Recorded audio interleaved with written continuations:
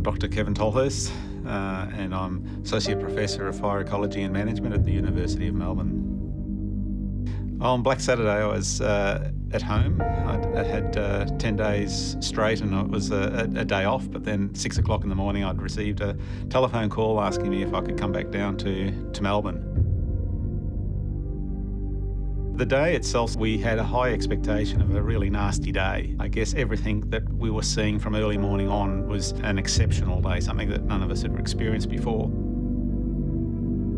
So you had the severe weather then, the strong winds and the heat coming down from Central Australia. That was a perfect setting for a major bushfire disaster. I ended up spending the day in the State Control Centre, and a sort of a sinking feeling in your stomach, just wondering how bad it was and how come we didn't know about all of this.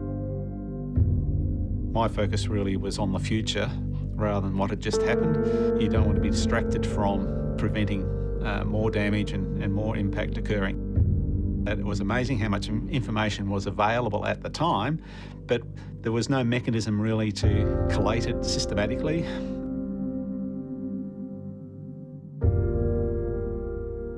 Phoenix is a computer simulation model, and what we've done in Phoenix is brought together a whole lot of different sources of information in real time.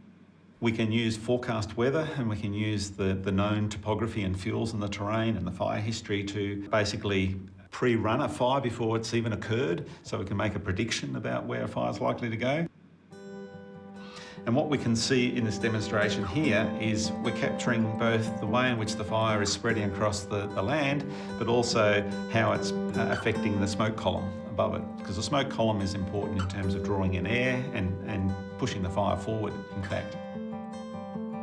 We're really on a journey here of using modelling like this not only to inform the fire agencies and land management agencies and the governments, but also people living in rural communities to give them a better understanding of what they're likely to be exposed to.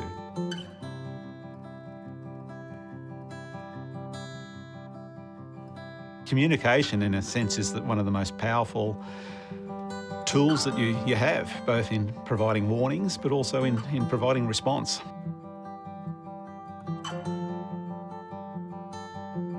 There is absolutely no way that we're going to remove fire and bushfire disasters from our landscape. In the end, we need to actually live in a fire environment. We need to be working with the environment much more rather than trying to control the environment.